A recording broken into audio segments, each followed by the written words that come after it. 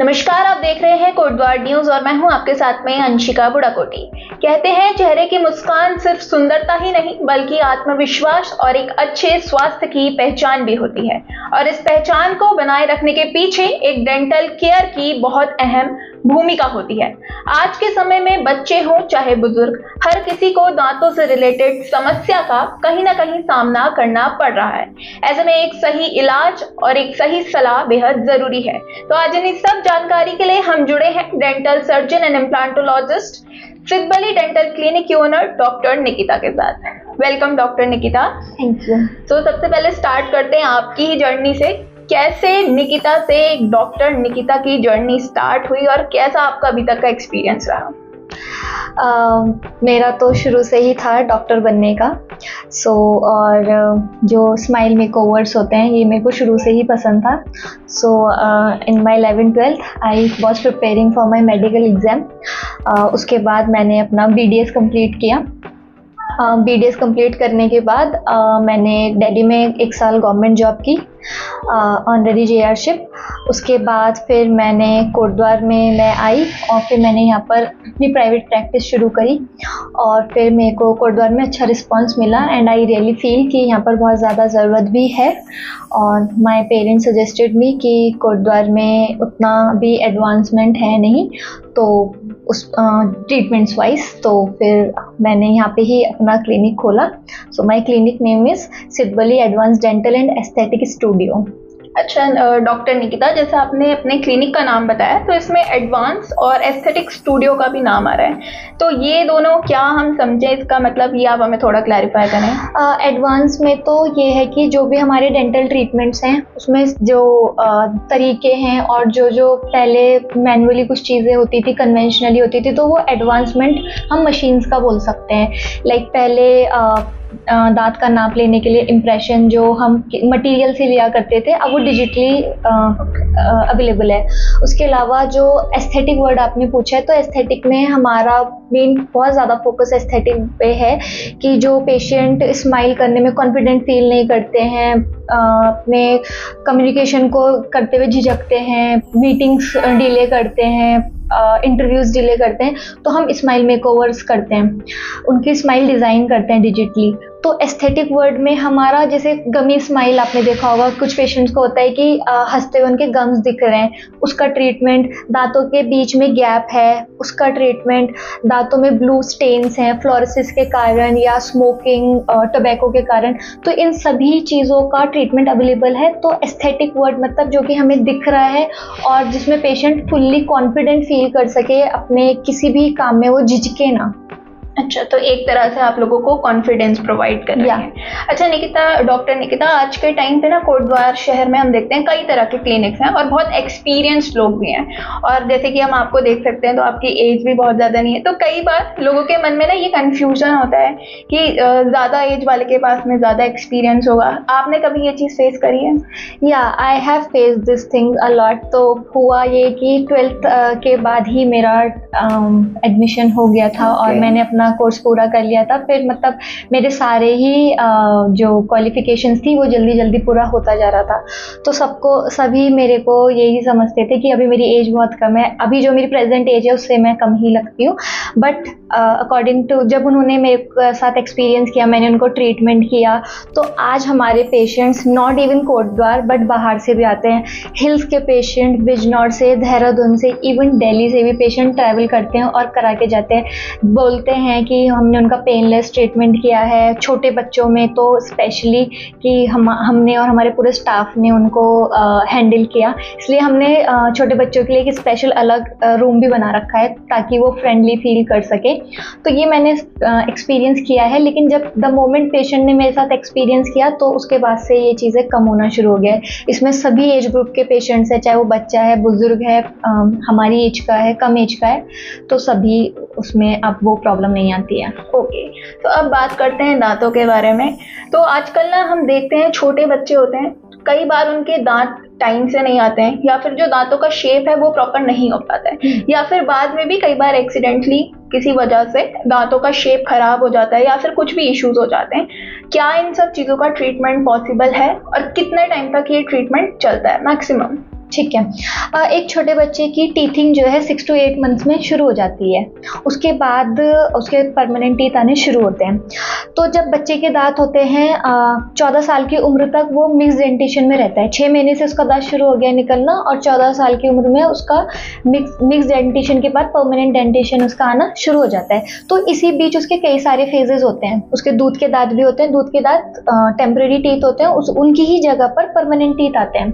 तो बहुत लोगों का मानना होता है कि दूध के दांत है तो ये तो झड़ जाएंगे, तो इसमें हमने ज़्यादा उस पर केयर नहीं शो करते हैं। तो मैं अपने पेशेंट ट्रीट करने के साथ साथ हमेशा उनको एजुकेट बहुत ज़्यादा करती हूँ। मैं बोलती हूँ कि 2 मिनट आप मेरी बात ज़रूर से सुनकर चाहिए, स्पेशली अगर वो छोटा बच्चा हो तब भी। और जैसे कि नॉर्मल कोई रूटीन चेकअप के लिए भी आया तो मैं बेसिक ओरल हाइजीन इंस्ट्रक्शन ज़रूर देती हूँ। तो बच्चे के केस में मैं बताती हूँ कि इन दांतों को अगर आज अभी सेव करके चलेंगे तो परमानेंट टीथ आने में कोई दिक्कत नहीं आएगी। आपने पूछा कि अगर कोई टूथ वहाँ पर एब्सेंट है तो ये कंजेनाइटली भी हो सकता है कि बाय बर्थ बच्चे का दांत नहीं है। अभी हमारा एक केस ऑर्थोडोंटिक में चल भी रहा है, उसका कंजेनाइटली दांत नहीं है। जैसे ही हम उसके ब्रेसेस कंप्लीट कर देंगे, दांत अपनी जगह पर आ जाएंगे, तो will place implant over there, तो उसका वो डेंटिशन पूरा हो जाएगा। तो कुछ कमियों के कारण नेचुरली टूथ एब्सेंट हो सकता है और उसमें हम दांत लगा देते हैं। एक्सीडेंटली केसेस भी बहुत आते हैं, उसमें ट्रॉमा का हो जाता है, कभी स्कूटी से एक्सीडेंट हो गया है या लड़ाई हो गई है, दांत टूट गया है खाते टाइम, कुछ भी कंकड़ आ गया मुंह में, तो उन सभी दांतों का ट्रीटमेंट पॉसिबल है। और उन पेन भी करता है क्योंकि जब ये दांत टूट जाता है, इन्फ्लेमेशन हो जाती है तो दांत टूट जाता है। तो फिर उसके बाद उसका ट्रीटमेंट करके उसे पूरा बचाया जा सकता है। उसकी पूरी जो फंक्शनल है दांत का फंक्शन और उसका एस्थेटिक मेंटेन किया जा सकता है। ओके, आपने इम्प्लांट की बात करी, टूथ इम्प्लांटेशन, और आजकल बहुत लोग इस ऑप्शन को ऑप्ट भी कर रहे हैं। लेकिन ना कहीं लोगों के मन में सवाल होता है कि इसको ऑप्ट करने के बाद लाइफ नॉर्मल रहेगी या नहीं, मतलब वो सब कुछ खा सकते हैं, नहीं खा सकते, इस बारे में आप क्या कहेंगी? हाँ, इम्प्लांट के बारे में मैं पहले बताऊंगी। इम्प्लांट एक स्क्रू होता है और उसके ऊपर आपका दांत आ जाता है। तो कुछ पेशेंट, जैसे इसमें हम एज ग्रुप ले लेते हैं, कुछ यंग पेशेंट 40-50s वाले, और अभी कुछ ऐसे बुजुर्ग एल्डरली पेशेंट हैं जिनको है कि मेरे को डेंचर बार बार उतारना लगाना नहीं है, मुझे फिक्स चाहिए। तो सबसे बड़ा कंसर्न तो ये है कि हमें रखना निकालना नहीं है और कभी वो भूल भी जाते हैं। तो उनको है कि हमारे मुंह में दांत लगे रहे एज जैसे हमारे पहले थे। तो इम्प्लांट्स उनके लिए तो और भी बहुत ज़्यादा सहूलियत के लिए है, क्योंकि खाना चबाने में, बोलने में, जो हमारे दांत होते हैं वो हमें चबाने के साथ साथ हमारे बोलने में, हमारी स्पीच फॉर्मेशन में भी हेल्प करते होंगे। आपने कभी नोटिस किया होगा कुछ वर्ड्स हमारे टंग के हमारे दांत पे टच करते हैं तो वॉइस क्रिएट होती है। तो उनके लिए ये बहुत अच्छा ट्रीटमेंट है। जब इम्प्लांट हो जाता है तो you are back to your normal life. आपके दांत का जो जड़ नहीं रहा, जब दांत पूरा हट गया, उस पर जड़ नहीं रहा, तो उसी की जगह पर स्क्रू आ जाता है और उसके ऊपर आपका दांत आ जाता है। ना आपको निकालना है, लगाना है, और आपका जो फंक्शनैलिटी है पूरी दांतों की, चबाने की, बोलने की, सारी क्षमता बनी रहती है and patient keeps healthy. Okay, आपने बुजुर्गों की बात करी। आप क्या एक एज मैक्सिमम क्या रिकमेंड करेंगी कि जिसमें टूथ का ट्रीटमेंट, किसी भी तरह का ट्रीटमेंट एक इंसान ले सकता है, मैक्सिमम एज? ठीक है, इम्प्लांट के लिए सबसे इम्पॉर्टेंट है बोन। वहाँ पर बोन होना इम्पॉर्टेंट है। सो विद एज क्या होता है, बोन हमारी रिजॉल्व होनी शुरू होती है।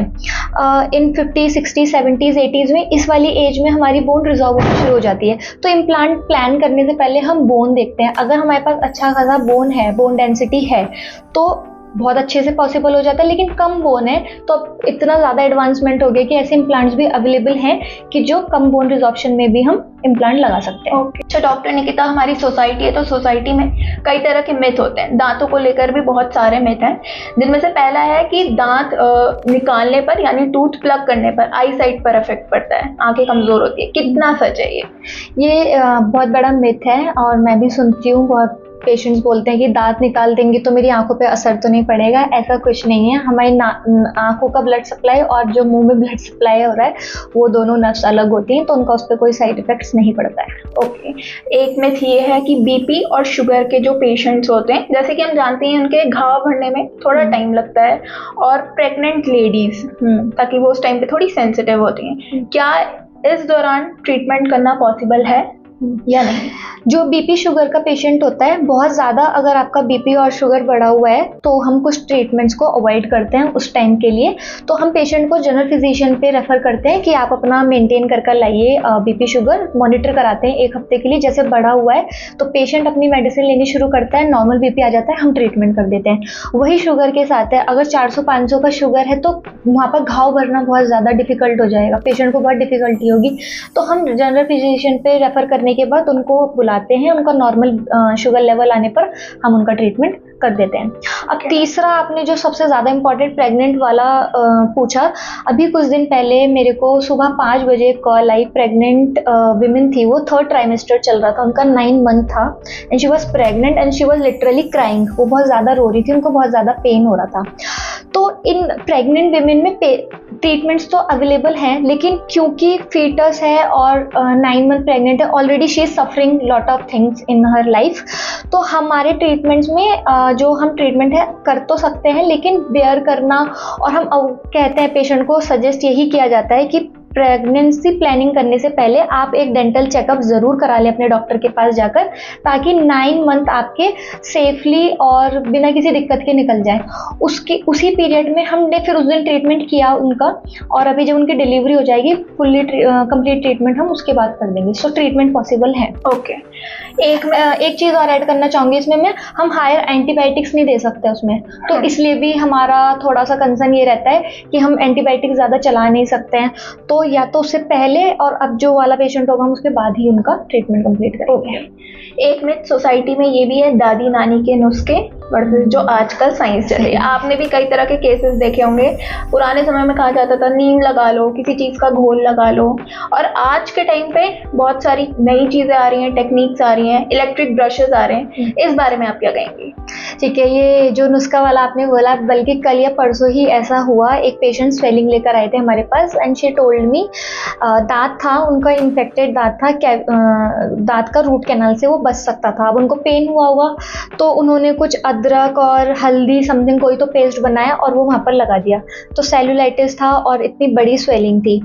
और बहुत ज़्यादा देखती हूँ मैं, हिल्स से पेशेंट आते हैं, वो क्या करते हैं फीमेल्स का, कि वो टूथ सरफेस पे नेल पेंट लगा देते हैं। ठीक है, इन सब चीज़ों में केमिकल्स होते हैं, एसीटोन होता है, तो वो सूदिंग इफेक्ट दे देता है, तो वो लगा दिया। तो ये सारी चीज़ें क्या है, उस केस को और ज़्यादा ट्रिगर कर देती हैं।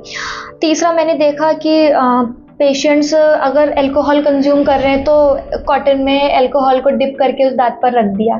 तो प्लीज़, ये तो मेरा पर्सनल सजेशन सभी को है कि ये सारी एक्टिविटीज़ आप ना करें। इससे आपने हमारी भी वो अपनी प्रॉब्लम तो बढ़ाई, ट्रीटमेंट को भी आपने बड़ा कर दिया है। तो अगर टाइमली आप अगर अपना चेकअप करा लेंगे तो ये सारी चीज़ें आपको फेस नहीं करनी पड़ेंगी, और ये जो सूजन वगैरह आ जाती है नहीं आएगी। ओके, अल्कोहल की आपने बात करी, तो कई लोगों के मन में ये सवाल होता है कि जो लोग टोबैको या तंबाकू, गुटखा, इस तरह की चीज़ों का प्रयोग करते हैं, सिर्फ उन्हें ही ओरल कैंसर होने की संभावना है। इस बात में कितनी सच्चाई है? जो अल्कोहल और स्मोकर हैं, हमारे most of the patient smoker और अल्कोहल वाले होते हैं, टोबैको, स्मोकिंग एंड टोबैको की मैं बात कर रही हूँ। तो या जो इनके इंग्रेडिएंट है, जो भी केमिकल्स इनमें यूज़ होते हैं, तो ये क्या करते हैं, ये केमिकल्स हमारे मुंह में रिलीज होते हैं और जो हमारी म्यूकोजा लेयर है मुंह में, उसको लीच आउट करते हैं, फ्लेवोनॉइड्स वगैरह निकलते हैं। तो ये पहले तो बॉडी का आपका हमारे जो ब्लड सेल्स काउंट हैं उनको अफेक्ट करते हैं। उसके बाद ये प्री कैंसरस चीज़ें शुरू हो जाती हैं उसमें। जैसे कि आपने कुछ पेशेंट्स में देखा होगा, टोबैको च्योअर में स्पेशली, कि मुंह खोलने में उनको डिफ़िकल्टी होने लग जाती है, चिलाइटिस होने लग जाता है, मुंह पूरा नहीं खोल पाते हैं, वो बर्निंग सेंसेशन शुरू हो जाती है, खाना उनको मिर्च बहुत ज़्यादा लगती है, हॉट एंड सार चीज़ें वो ले नहीं पाते हैं। तो ये सारे साइंस हो जाते हैं प्री मैलिग्नेंसी के। और स्मोकिंग या टोबैको वाले को ही कैंसर होगा, ये फुल्ली सच नहीं है। ये तो है ही कि आप ये वाले कंज्यूमर्स वालों को होने की संभावना ज़्यादा रहती है, लेकिन इसके अलावा जैसे कि फॉर एग्जांपल कोई मुंह में एक छोटा सा अल्सर हुआ है, लेकिन पेशेंट उसको बहुत ज़्यादा इग्नोर कर रहा है। इन बुक से इट इज़ रिटन कि 21 डेज़ के बाद ये आपका कंसर्निंग पॉइंट है। अगर कोई अल्सर आपके बार बार बन रहा है और वो 21 दिन के बाद भी नहीं जा रहा है, तो आपको अपने डेंटिस्ट के पास आने की बहुत ज़्यादा ज़रूरत है। अपने डॉक्टर से कंसल्ट करके आप उसका टेस्ट करा के पता लगा सकते हैं। कोई भी मैलिग्नेंसी या बायोप्सी वगैरह करके चेक किया जा सकता है, कोई भी मैलिग्नेंसी तो नहीं हो रही है। ओके, ओरल कैंसर की अगर हम बात करें तो काफ़ी केसेस इसके सामने आते हैं और इंडिया आई थिंक नंबर 1 पर भी है ओरल कैंसर के नाम पर। एक एज अ डेंटिस्ट कितने स्टेज में इस चीज़ का पता लगा सकता है और क्या क्या इसके सिम्टम्स होते हैं जो हमें अवॉइड नहीं करने चाहिए? जैसे मैंने आपको बोला कि अल्सर वाला पॉइंट, कि अगर आपके मुंह में कोई अल्सर बन रहा है तो सबसे पहले आप अपने डेंटिस्ट के पास जाकर दिखाएं कि मेरा ये अल्सर क्यों बन रहा है, उसका हम चेकअप दें उनको, पहला। दूसरा, जो डेंचर वेयर, जो स्मोकिंग और टबैको के अलावा वाले पेशेंट है जो डेंचर पहनते हैं, कई बार उनका कोई टूथ बहुत शार्प हो जाता है, या नॉर्मल पेशेंट का भी कोई टूथ शार्प है, उसका नोकीला पार्ट आपके गाल में कहीं चुभ रहा है और लगे जा रहा है, आप उसे इग्नोर कर रहे हो और वो कुछ समय बाद घाव बन गया है, तो ये सारी चीज़ें भी आपके कैंसर को प्रमोट करती हैं। कैंसर रिलेटेड थिंग्स को प्रमोट करती है। तो टाइमली अगर आपने आ गए हैं तो उसका ट्रीटमेंट पॉसिबल है, लेकिन बहुत ज़्यादा लेटर स्टेजेस में ये चीज़ें कमांडो ऑपरेशन में कन्वर्ट हो जाती है, फिर उसमें अदर एरियाज भी इन्वॉल्व हो जाते हैं मुंह के, तो फिर उसमें आपका आई सर्जन, ENT वाला डॉक्टर्स भी सब इन्वॉल्व हो जाते हैं। ओके, अब बात करें बच्चों की दांत की, तो हम देखते हैं पेरेंट्स अक्सर बोलते हैं बच्चों को कि brush your teeth 2 times a day। क्या इतना सफिशिएंट होता है हेल्दी टीथ के लिए? और साथ ही साथ बड़ों के लिए भी क्या क्या हमें अपने डेली रूटीन में इंक्लूड करना चाहिए एक हेल्दी डेंटल केयर के लिए? मैं अपने सभी पेशेंट्स में, जब पेशेंट हमारे पास आता है, मैं उनका एग्जामिनेशन करती हूँ और जब ट्रीटमेंट कर भी देती हूँ, जनरल इंस्ट्रक्शंस तो मैं ओरल हाइजीन को मेंटेन करने के देती हूँ। और जब चेकअप करती हूँ, जो भी उनके, अगर वो सिंपली एक दांत के लिए भी आए हैं, मैं बताती सब हूँ कि क्या क्या प्रॉब्लम्स है और इन लेटर स्टेजेस आपको और क्या प्रॉब्लम आ सकती है। तो जैसे आपने ही बोला छोटे बच्चों के बारे में, तो एक तो 2-2 रूल होता है जिसमें आपको 2 मिनट्स ब्रशिंग 2 बार दिन में ज़रूर करनी चाहिए। 2 मिनट्स के लिए 2 बार करनी चाहिए। हाँ, फॉर अ हेल्दी टीथ। और इन अ ईयर 6 मंथ्स में अपने डॉक्टर के पास चेकअप के लिए ज़रूर जाना चाहिए। सो जो आपका टूथ ब्रश है, आप 4 to 6 मंथ्स में उसे ज़रूर चेंज करें। सॉफ्ट, अल्ट्रा सॉफ्ट ब्रिसल्स उसकी होनी चाहिए। जो एडल्ट्स के लिए जो आपका टूथपेस्ट अमाउंट है वो 1 pea साइज़ होना चाहिए, मटर के दाने जितना होना चाहिए।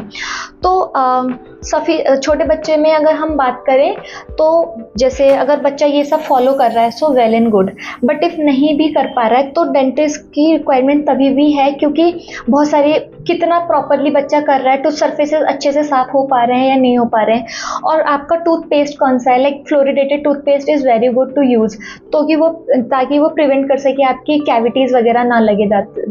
बच्चे स्टिकी फूड, चॉकलेट्स ये सब ज़्यादा खाना पसंद करते हैं, तो उनके टीथ ज़्यादा प्रोन होते हैं ये चीज़ें लगने के लिए। तो ये हर छोटे बच्चे, इवन एडल्ट, सबको 6 मंथ्स में अपने डेंटिस्ट के पास ज़रूर विजिट करना चाहिए, ताकि हम उन प्रॉब्लम्स को पहले ही ठीक कर लें। मैं एक एग्जांपल देती हूँ। अगर आपको अपने दांतों में कालापन महसूस हो रहा है कि मेरे दांत पर कालापन लग रहा है, तो अपने डेंटिस्ट के पास ज़रूर जाइए। या तो वो स्टेन्स हो सकता है, अगर आप कॉफ़ी या चाय के इंटेक बहुत ज़्यादा करते हैं तो निशान पड़े हुए, तो क्लीनिंग से साफ़ हो सकते हैं। क्लीनिंग तो बहुत ज़्यादा इंपॉर्टेंट है कराने के लिए, क्योंकि हमारी मैनुअल क्लीनिंग से सारे सरफेसेस साफ नहीं हो पाते हैं। तो जो भी आपके टूथ सरफेसेस पे अगर काले निशान पड़ गए तो वो कैविटी हो सकता है। तो मैं यही एग्जांपल दे रही हूँ। तो इस कैविटी को हम एक फिलिंग से बचा सकते हैं, लेकिन यही कैविटी अगर आपने बहुत इग्नोर कर रखी है, कोई नहीं, क्योंकि वो कोई दिक्कत नहीं देती है शुरू में, फिर थोड़े समय बाद वो आपकी सेंसिटिविटी बनेगी, ठंडा गर्म लगेगा उस दांत पे, फिर उसके बाद वो दर्द बन जाएगा। एंड जैसे जैसे इसकी स्टेजेस बढ़ रही है, इसका एक्सपेंस भी बढ़ रहा है, ठीक है, तो फिर वो रूट कैनाल बन जाता है। इवन रूट कैनाल पे भी अगर पेशेंट नहीं आया तो वही इन्फेक्शन आपका बोन पर भी पहुंच जाता है, और वहाँ पर भी अगर पेशेंट नहीं आता तो होपलेस सिचुएशन हो जाती है और दांत निकालना पड़ जाता है। सो इट्स वेरी इंपॉर्टेंट कि आप अपने दांत को टाइमली, इस पर टाइम बहुत ज़्यादा इंपॉर्टेंट है कि अगर आप समय पे अपने डॉक्टर के पास पहुँच जाएंगे तो आपका ट्रीटमेंट कंप्लीटली ठीक पूरा भी हो जाएगा, आपका दांत भी बच जाएगा और एक्सपेंस भी उतना नहीं आएगा।